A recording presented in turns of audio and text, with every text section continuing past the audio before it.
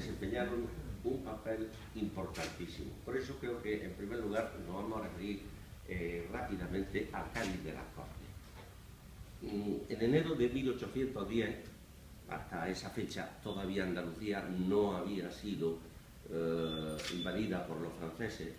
Digo que hasta enero de 1810, tras la derrota de Ocaña, el ejército de Napoleón, que estaba al norte de Sierra Morena, traspasa Sierra Morena y invade rápidamente Andalucía. El único órgano de gobierno que había entonces se llamaba la Junta Central. Además, Carlos IV y Fernando VII estaban prisioneros en Francia después de un vergonzoso tira y afloja entre padre e hijo. Y aquella Junta Central se vio, aquí tenemos a Jovellano, que era el presidente de la Junta Central, tuvo que trasladarse primero a Sevilla y después a Cádiz. Allí, en Cádiz, se organizó de tal manera el gobierno de la nación que se eligió una regencia, que digamos, en el lenguaje de hoy podríamos decir que era el poder ejecutivo, y una asamblea legislativa que correspondía a las Cortes de Cádiz. ¿Por qué Cádiz? Bueno, pues por sus particularidades geográficas, la zona de Cádiz pues hacía imposible, y claro, también las fortificaciones que se hicieron al respecto, hacía imposible su toma. Y además porque tenía puertos y bahía que permitían la comunicación con el exterior en cualquier momento y la entrada o salida de fuerzas. De manera que Cádiz permaneció el único punto que no pudo ser tomado durante la Guerra de la Independencia por los franceses. Pues en estas condiciones, allí el coraje de los naturales de Cádiz y también de los que se refugiaron allí, hicieron fracasar constantemente las embestidas de los franceses y aunque tenían la constante amenaza de las bombas francesas, algunos proyectiles los recogemos aquí. Ya sabéis el tanguillo este que cantaban los de Cádiz, ¿no? Aunque tenían la amenaza de la bomba francesa y también de dos epidemias de fiebre amarilla, al ser un puerto, pues esta fiebre que viene que es un virus de los países tropicales, se contagiaba allí. Y a pesar de eso, la ciudad reunió allí pues, a los políticos, eclesiásticos, militares, todos los que estaban empeñados en diseñar un nuevo orden liberal burgués que olvidara los principios del viejo régimen, del antiguo régimen, con algunos resabios que tenía todavía, bastantes resabios feudales, y también trataron de gobernar en lo que podían las pocas zonas a las que ellos tenían acceso mediante los ejércitos y hacer la defensa de España frente a los ejércitos de Napoleón. Digamos que allí estaba también el Estado Mayor. En 1810 y 1814, allí en Cádiz, las Cortes desarrollaron una importantísima labor legislativa que se refleja en un conjunto altísimo de decretos y órdenes que supuso una verdadera revolución en cuanto que estableció los cimientos del nuevo orden que he dicho antes, político y social, que conocemos como liberal. Por ejemplo, la división territorial en provincias se hizo en Cádiz. La tributación progresiva, esto que no existía esto, y que es un principio que se refleja en el actual modelo de tributación, pues también allí tuvo sus primeros escarceos, por decirlo así. El Tribunal de la Inquisición, la libertad de expresión, de imprenta, etcétera, etcétera. Pues todo eso fueron decretos que dio que dieron las Cortes de Cádiz entre 1810 y 1814. En definitiva, Cádiz, por esta razón que hemos dicho antes, defensiva y centro de gobierno, y otras por la existencia allí de la regencia y las Cortes, se convirtió en el centro neurálgico del gobierno español, y allí iban los pueblos que podían enviar algún emisario, allí iban para la consulta, buscando solución a sus problemas en la medida en que el enemigo se iba retirando, y para plantearle todas las cuestiones que el desgobierno de la guerra había convocado. También el Ayuntamiento de Cazorla pensó en esto mismo, enviar un delegado a Cádiz en el otoño de 1812. Hombre, enviar un delegado a Cádiz desde Cazorla no tengo que explicar lo que suponía, pero sí subrayar que era un viaje largo y peligroso. Era económicamente costoso y de un éxito pues, incierto, porque además Andalucía había quedado ya libre de franceses, pues la guerra continuaba en otros puntos y la seguridad en los caminos resultaba pues, más que precaria.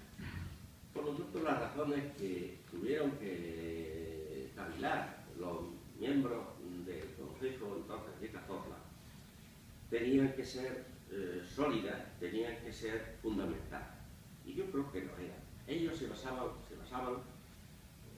esencialmente en el estado de ruina y de desolación en que había quedado Cazorla tras la guerra de la independencia, que no había terminado, pero sí aquí, y la heroica resistencia que habían mostrado los cazorleños frente al enemigo.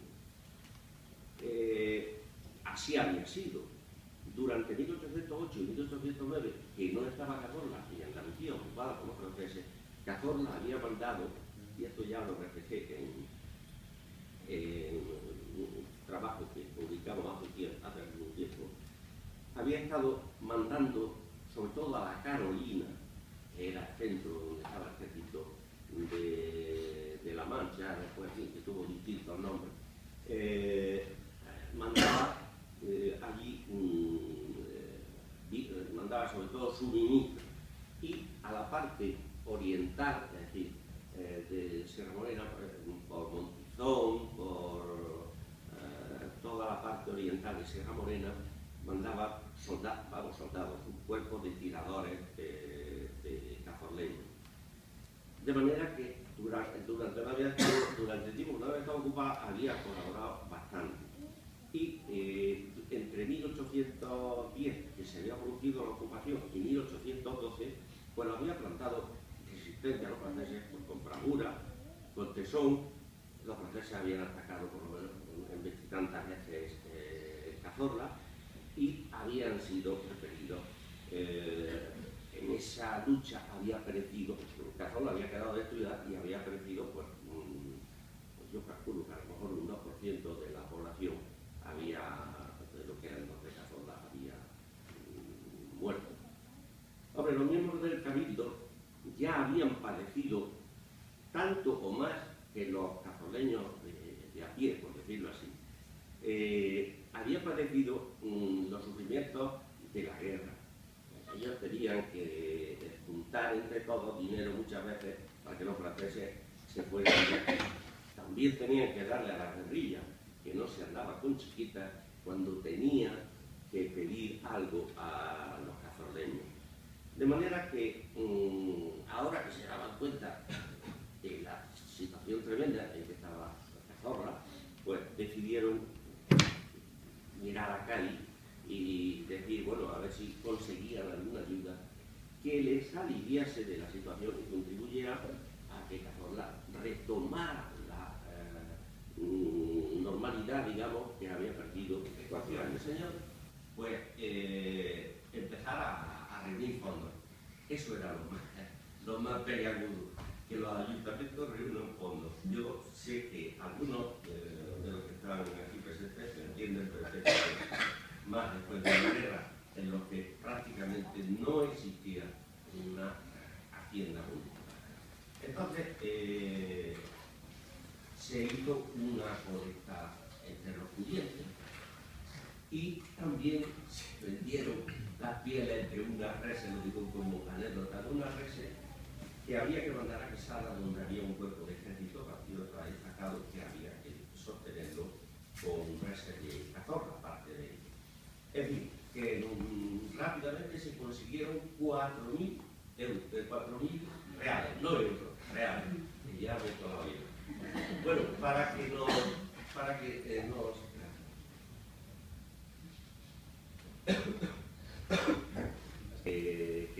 que sale para el norte, para La Mancha, le pagaban entre 5 y 6 reales, como mucho, diario. Esto era lo que ganaba, como mucho, el jornal, rondaba alrededor de los 4 reales aproximadamente, un jornal normal.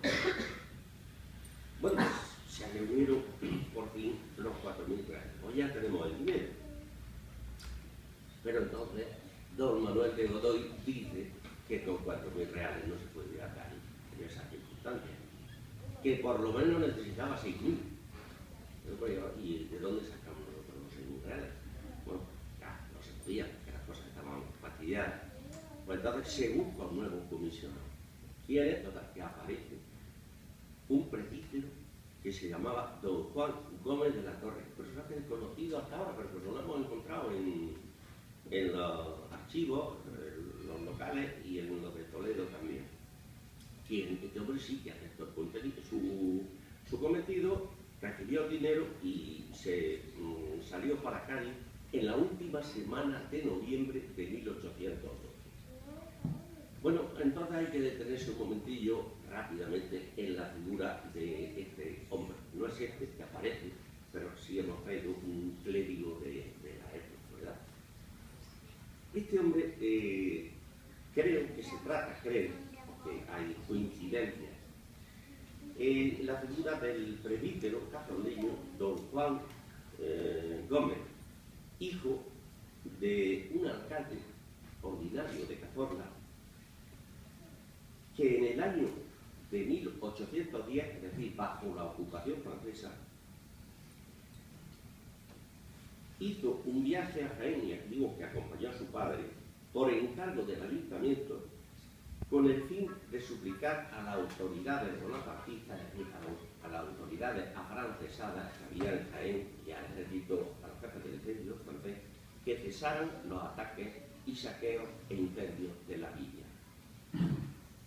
Porque apenas un mes antes, en junio de 1810, Cazorla había quedado saqueada, calcinada y muerta su población en buena parte.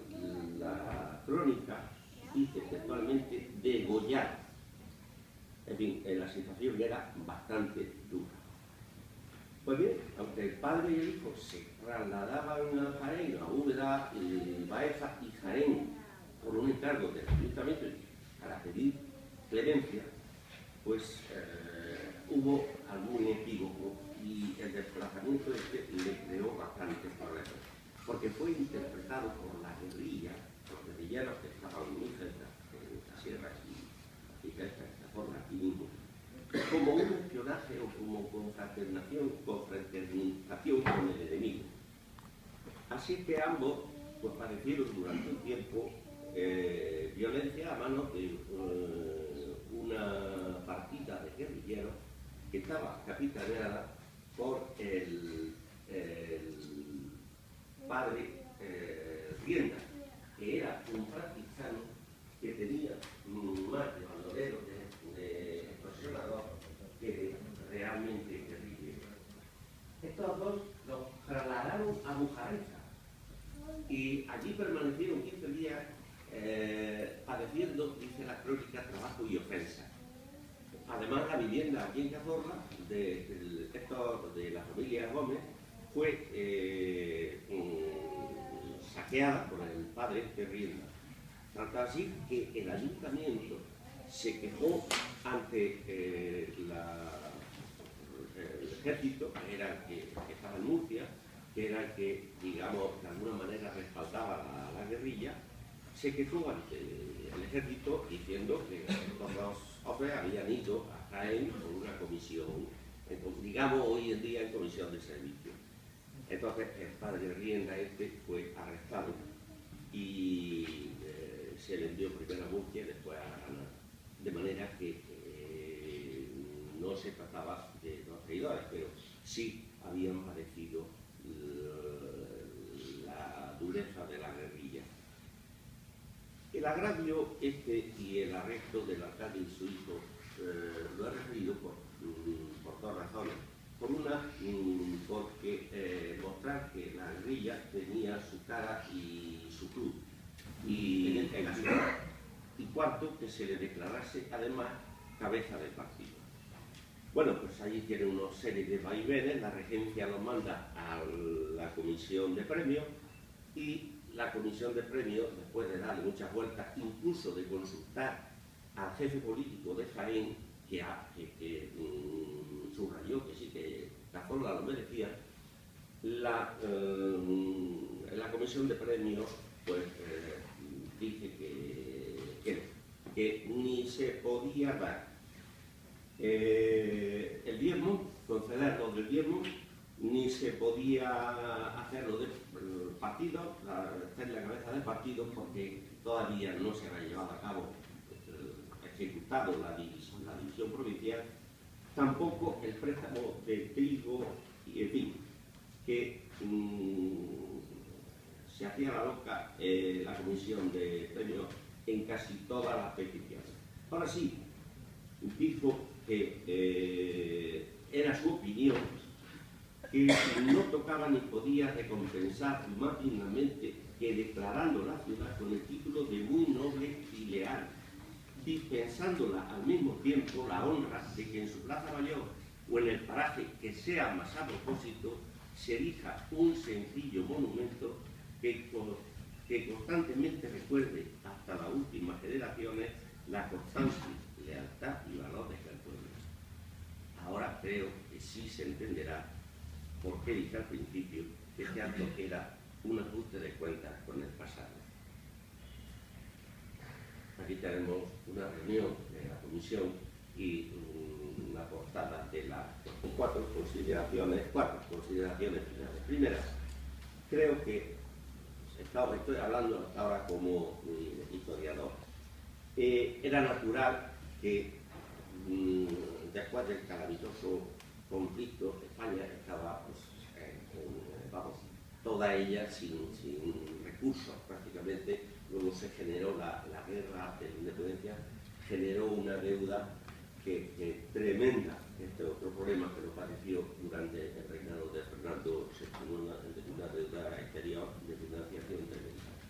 Y era lógico que las Cortes dijeran que no. Y claro, las Cortes no, si os dais cuenta, ninguna de las concesiones económicas que pidió se le concedieron. Se le concedió solamente algo que no costaba dinero y que quedaba muy bien, que era un alto honor que costaba por el tesoro público, pero que era un alto honor que fuera ciudad y que fuera muy noble idea. Bueno, lo de cabecera de partido se resolvió después finalmente en junio de 1813, porque las Cortes de Cádiz dijeron que se vayan haciendo ya la división provincial en aquellos territorios que estén libres de enemigos. Y entonces Jaén se hizo y el 11 de agosto de 1813 Cazorla fue declarada cabecera de partido. Y lo que sí quisiera reivindicar es que el hecho de que fuera cabecera de partido, lo que yo he podido investigar después a lo largo del 19, sí que fue aquello una ventaja grande, porque la cabecera de partido era también cabecera de distrito electoral. Y aquí acudían los líderes nacionales, los diputados, en la busca de buscando votos. Luego, en la segunda mitad del siglo, hay dos diputados nacionales, Gómez Segura y el Marqués de Foronda, ya en el siglo XX, que son de Cazorla. Y todo esto hace que Cazorla tenga una ligera ventaja sobre los pueblos de su alrededor, en tanto en cuanto se beneficiaba de que venían aquí ciertos servicios administrativos, no conmemorar la sangre que se vertió allí, sino creo que se conmemora el reconocimiento de valores como la entrega, la lealtad y el coraje de un pueblo que no aceptó someterse a una imposición tan brutal como injusta. Eso creo que es lo que celebramos. Muchas gracias a todos. Muchas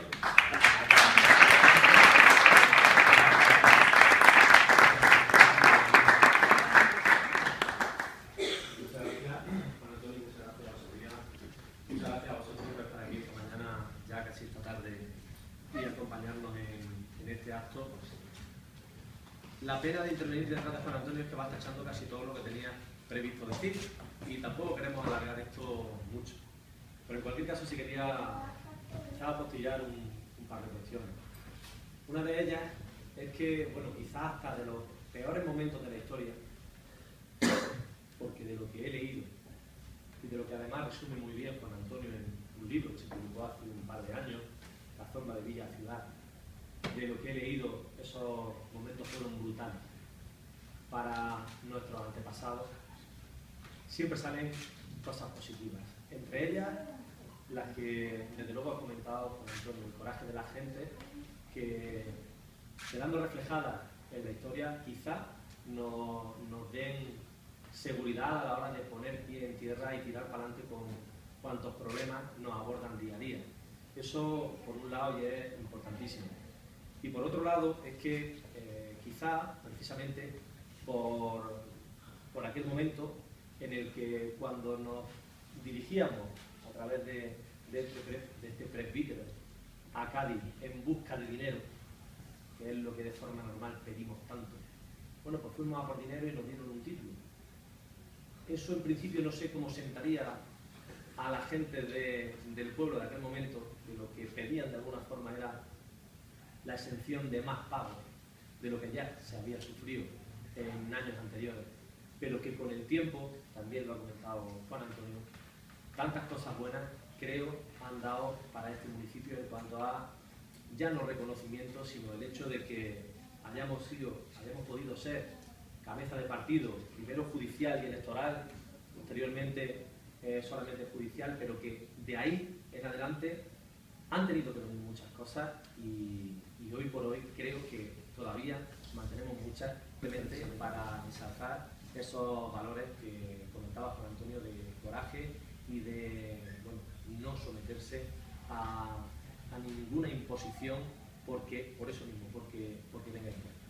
Así que nada más, muchísimas gracias por acompañarnos. Nos vamos a salir de aquí si queréis acompañarnos a descubrir esa pequeña y discreta placa que hemos querido colocar, no quizá en el centro neurálgico de ahora, en Cazorla, que puede estar en el entorno de este ayuntamiento, pero sí lo era entonces, y precisamente porque lo era entonces, que era el entorno de la Plaza de Santa María y las ruinas de Santa María, entendemos y sabemos que ese era el centro neurálgico del municipio, allí hemos querido ponerlo. Y qué mejor sitio también que una de las fachadas de la iglesia de Santa María, que ahora ya restaurada, esperemos nos dure otros 500 o 600 años, y como el mandato es que dure para el resto de las generaciones, bueno, pues hemos procurado poner en un sitio que sabemos va a durar también mucho tiempo. Muchísimas gracias por estar con nosotros esta mañana y acompañarnos en un homenaje que es a nuestros antepasados y a la historia de este pueblo. Muchas gracias.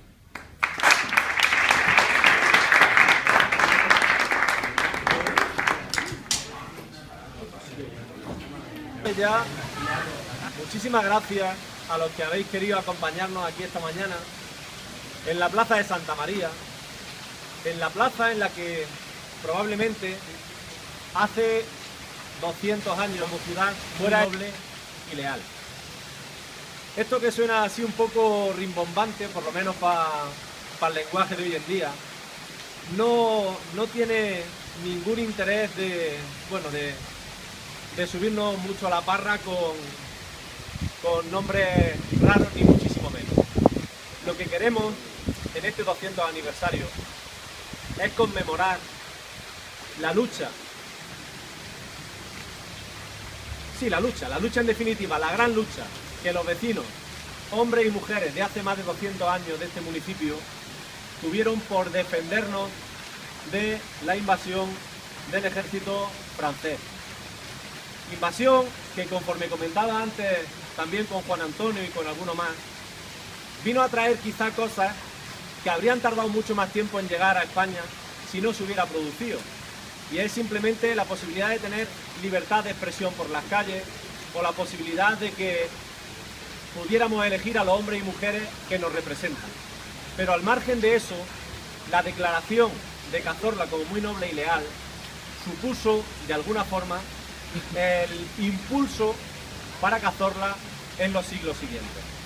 Hoy queremos conmemorar con una actividad muy sencilla, muy discreta, lo que en su momento, hace 200 años, se nos encomendaba porque fuera discreto, en el que se conmemorara precisamente esa declaración. Os voy a pasar a leer, ahora si queréis ya de más cerquita, lo veis cada uno, lo que dice esta placa, que no es ni más ni menos que el texto de la declaración de Cazorla como ciudad muy noble y leal. Dice así: las Cortes Generales y Extraordinarias de Cádiz, deseando premiar los importantes servicios hechos por la villa de Cazorla en la Guerra de la Independencia y el admirable y singular entusiasmo de sus beneméritos habitantes, que despreciando la pérdida de sus bienes, el incendio de sus hogares y aún su propia existencia, por no rendirse al yugo opresor de los enemigos, decretan el día 1 de abril de 1813, la villa de Cazorla tendrá en adelante el título de ciudad con la distinción de muy noble y leal, dispensándose esta placa con el propósito de que se transmita hasta las últimas generaciones la constancia, lealtad y valor de este pueblo. Con este texto damos por inaugurada la placa y damos reconocimiento al valor de nuestros antepasados hace ya más de 200 años. Muchas gracias.